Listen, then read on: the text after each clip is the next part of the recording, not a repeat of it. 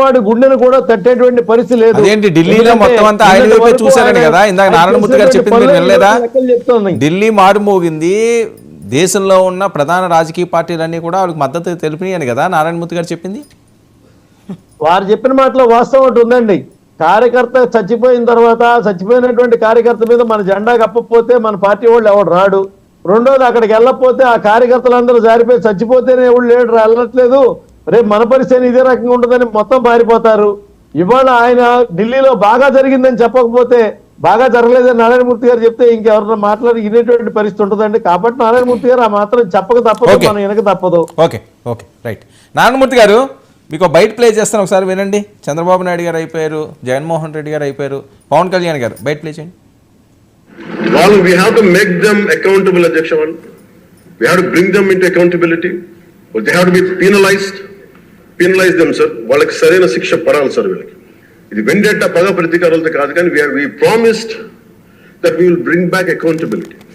We promised we will going to give a clean and clear governance. జరిగిన విధానం చూస్తే ఈ వ్యక్తిగత దోషణ ఇవన్నీ చాలా ఇబ్బంది పెట్టే ప్రజలు. ఈ రోజున వాళ్ళకి 11 సీట్లకు పరిమితం అయ్యారు, ఈరోజు లేరు, ధైర్యం లేదు వాళ్ళకి. విజయాన్ని తీసుకోగలిగారు కానీ ఓటమి కూడా ధైర్యంగా కూర్చుకునే వాళ్ళకి స్థాయి లేదు, వాళ్ళకి పారిపోయారు ఇక్కడి నుంచి. భావంలో ఉండే తీవ్రత భాషలో ఉండాల్సిన అవసరం లేదు. భాష మనుషుల్ని కలపడానికి కానీ విడగొట్టడానికి కాదు, భాష విద్వేషం రేపడానికి కాదు, పరిష్కరించడానికి. ఎంత జటిలమైన సమస్య అయినా, భయంకర సమస్య అయినా చర్చల ద్వారా పరిష్కరించుకోవడానికి కానీ వివాదం సృష్టించడానికి కాదు. ఓకే నారాయణమూర్తి గారు, పవన్ కళ్యాణ్ గారు చాలా చక్కగా చెప్తున్నారు భాష గురించి, ప్రతీకారాలు అవి తీర్చుకోకూడదు, 11 సీట్లు ఉన్నా మీకు ఇచ్చి గౌరవం ఇవ్వాలి, కానీ మీరే భయపడి పారిపోయారని. ఇప్పుడు మీరు భయపడి పారిపోయారా లేదంటే దాని కారణాలు ఏంటనేది ప్రజలకు తెలుస్తుంది. జగన్మోహన్ రెడ్డి గారు కూడా చెప్పడం జరిగింది.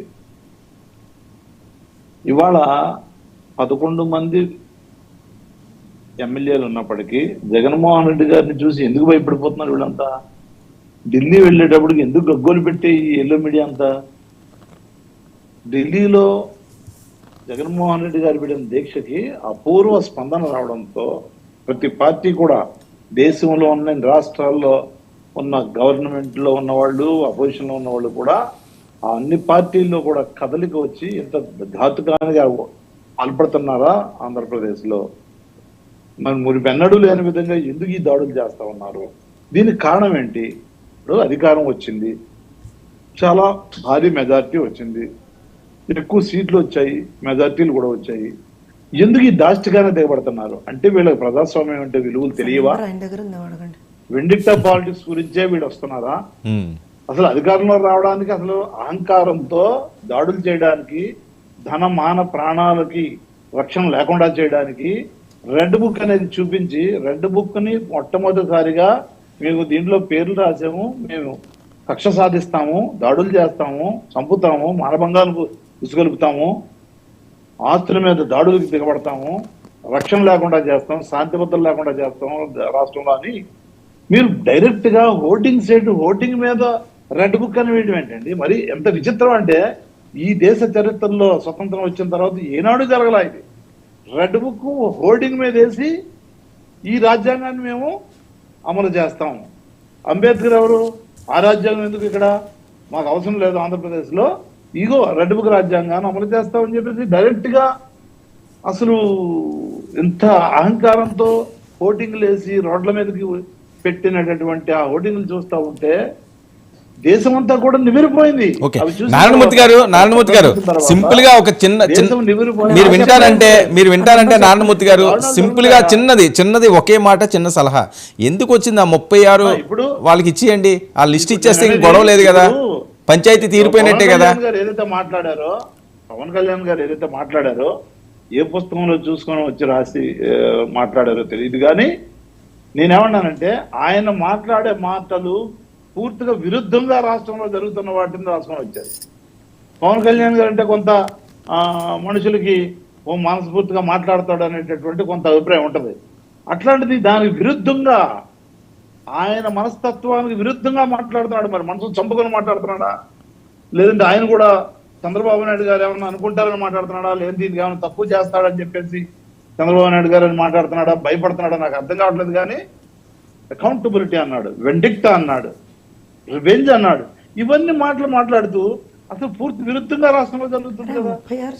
రాష్ట్రంలో జరుగుతున్న పరిస్థితులు ఏంటి, జరుగుతున్న మరణ హోమం ఏంటి, పూర్తిగా అశాంతితో ఉంది. దీని విరుద్ధంగా ఆయన మాట్లాడుతూ ఉన్నాడు. దాన్ని మీరు ప్రస్తావించట్లేదు. As a moderator you have to ask that.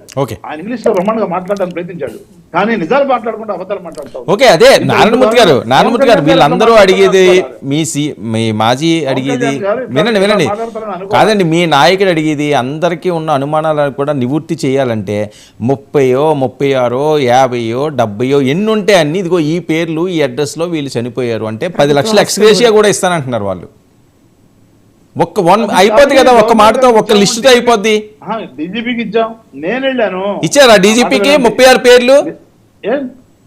DGP complaint లో వివరాలన్నీ ఇచ్చాము, గవర్నర్ గారికి ఇచ్చాము. మరి ఇంకెందుకు అడుగుతున్నారు హోంమంత్రి గారు డీజీపీకి ఇస్తే? వీళ్ళు తప్పించు గవర్నర్ వాళ్ళు అపాయింట్ చేసిన వాళ్ళు కదా, కూటమి తరఫున అపాయింట్ చేసిన వాళ్ళు కదా గవర్నర్, కేంద్ర ప్రభుత్వం అపాయింట్ చేసింది కదా గవర్నర్ అంటే. సో డీజీపీ దాస్తున్నారు డిబేట్ లోకి వచ్చి డ్రామాలు ఆడి కాలక్షేపం చేసి పోదాం అనేటటువంటి బాధ్యత లేని విధంగా మాట్లాడడం తప్ప రాష్ట్రంలో జరుగుతున్నది ఏంటి, వీళ్ళు మాట్లాడుతున్నది ఏంటి, ఏమన్నా అసలు బాధ్యత ఉందా? అసలు బాధ్యతను విస్మరించి ప్రజాస్వామ్యాన్ని కూని చేస్తా ఉంటే, రాజ్యాంగాన్ని కూని చేస్తా ఉంటే ఇక్కడికి వచ్చి వీళ్ళు ఇలా మాట్లాడడం అనేది చాలా దీన్ని ఏమన్నాలో నాకు అర్థం కావట్లా. మళ్ళీ నా మీద కేసులు పెడతారని గట్టి మాట్లాడితే నాకు భయంగా ఉంటుంది. ఇప్పుడు ఎంత దారుణం ఇంత అన్యాయం మరొకటి ఉంటుందా అన్న. అంబట రాంబాబు గారు ఫోటోగ్రాఫర్ మీద రాత్రి దారి కాసి కొట్టేసిన సందర్భం నిన్న రాత్రి సాంబిరెడ్డి అని చెప్పేసి ఎవరు అంబటి రాంబాబు గారినా నాకు అర్థం కాలేదు. ఒకసారి అంబటి రాంబాబు గారు ఫోటోగ్రాఫర్ ని పోస్టులు పెడుతున్నారని చెప్పేసి 10 మంది మూకుమ్మడిగా దాడి చేసి సూపర్ చిత్తగొట్టేసి దారిలో పడేసి వదిలేస్తే వాళ్ళు ఎవరో దారిని వెళ్ళి వాళ్ళు హాస్పిటల్ మొన్న సామిరెడ్డి అని చెప్పి కేసు తీసుకోవట్లేదని కదండి వాళ్ళు చెప్పేది. 36 మంది కాదు వాళ్ళు చెప్పేది తీసుకోవట్లేదంటే కేసు వేసారని అడుగుతారు. మీరు అడిగితే కదండి మీరు చెప్పేది వినలేని అసహనంతో ఉన్నారని. ఓకే, కేసు పెట్టారా? అది ఆమె కోరిక. జోష్నా గారి కోరిక ఏంటంటే మీరు అంటే కేసు ఫైల్ చేశారా, ఎఫ్ఐఆర్ రిజిస్టర్ అయిందా చెప్పి ఒప్పుకుంటున్నారు. వాళ్ళు దాడులు జరుగుతున్నాయని వాళ్ళకి తెలిసి ఒప్పుకుంటున్నారు. నిన్న సామిరెడ్డి గారిని 2 కాళ్ళు 2 చేతులు నరికేశారు. ఒక్క నిమిషం నారాయణమూర్తి గారు 1 మినిట్ దీనికి సమాధానం చెప్తారట. ఒక్క నిమిషం అండి. ఓకే నారాయణమూర్తి గారు ఏమాత్రం మీకు మనసాక్షి లేదా?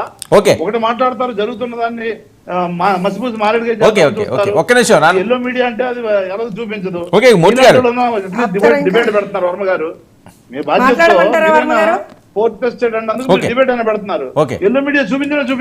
నారాయణమూర్తి గారు మీ ప్రశ్నలకు అన్నిటికీ కూడా సమాధానం చెప్తారట ప్రొఫెసర్ గారు. ఒకటి ఇప్పుడు మీరు ఒకసారి రివైండ్ చేసి, నేను నా మొదటి దీంట్లో మాట్లాడిందంతా ఒకసారి రివైండ్ చేసి స్పెషల్గా అది మాత్రం కట్ చేసి నారాయణమూర్తి గారికి పంపించండి.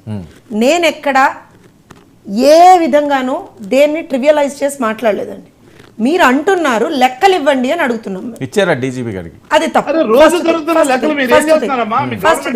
సార్ వినండి, ఓపిక తెచ్చుకోండి. నారాయణమూర్తి గారు ఫ్రస్ట్రేషన్ వద్దు, ఓపిక తెచ్చుకోండి. సరే ఇప్పుడు ఆయన మాట్లాడారు, ఇంకా కూడా మాట్లాడుతూనే అది ఎంతవరకు భావ్యమో ఆయన ఆలోచించాలి. చాలా చెప్పేది ఎంత అసభ్యంగా, ఎంత అసలు అకౌంటబిలిటీ లేకుండా బాధ్యతారహితంగా నిన్న రాత్రి జరిగింది. సమాధానం చెప్తారు కదా మీ ప్రశ్న అయిపోయింది కదా, సమాధానం చెప్పండి. చెప్పండి నారాయణమూర్తి గారు ఏం చెప్తారో వినండి. ఏంటి వాళ్ళ అధికారంలో ఉన్నారు, ఏం చెప్తారో వినండి. ఆ ఛాన్స్ తీసుకోండి మీరు.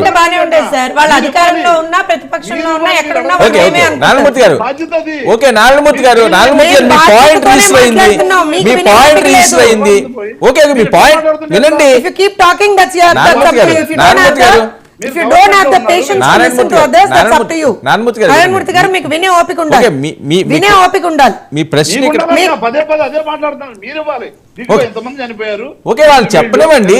సరే వినండి నారాయణమూర్తి గారు. ఓకే, మీరు చెప్పాలి. చెప్పకుండా మీరు క్వశ్చన్ అడిగితే ఓకే నారాయణమూర్తి గారు, మీ ప్రశ్న అయిపోయింది కదా. మీరు కాకి లెక్కలేసి చెప్పండి, మేము దానికి మేము ఎత్తుకోవాలి. కాకి లెక్కలేసి చెప్తే ఇప్పుడు ఒక నిమిషం ఓకే వినండి మాట్లాడుతున్నారు కదా నారాయణమూర్తి గారు, వినండి. ఇంత మాట్లాడుతున్నారు కదా. తోట చంద్ర అని నడి రోడ్డు మీద పీక కోసి జై జగన్ అని లేదని పీక కోసి చంపేసినప్పుడు ఎక్కడ పోయారు వీళ్ళందరూ? ఎక్కడ పోయారు వీళ్ళందరూ అని అడుగుతున్నాను ఇప్పుడు నేను ఆయన మాట్లాడినప్పుడు నేను మాట్లాడాను.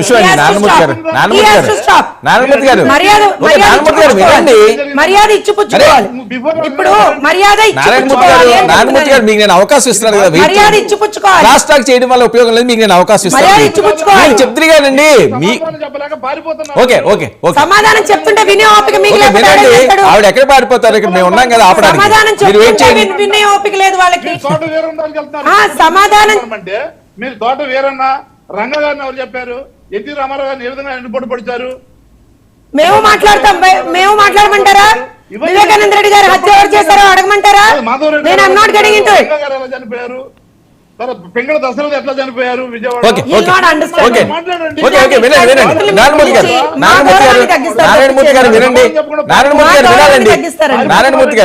నారాయణమూర్తి గారు మీరు వినాలి, మీరు అడిగారు వినాలి. మీరు మాట్లాడినప్పుడు ఎవరు ఇంటరప్ట్ చేయలేదు కదా, వినండి. ముగ్గురు ఉన్నాం, మీకు నేను ఇస్తాను. ముగ్గురు ఉన్నాం, కీర్తన మాట్లాడలేదు, పాయింట్. ఇప్పుడు నేను ఏం చెప్తున్నా అంటే వీళ్ళు ఇవాళ రోజు కాకి లెక్కలు చెప్తున్నారు.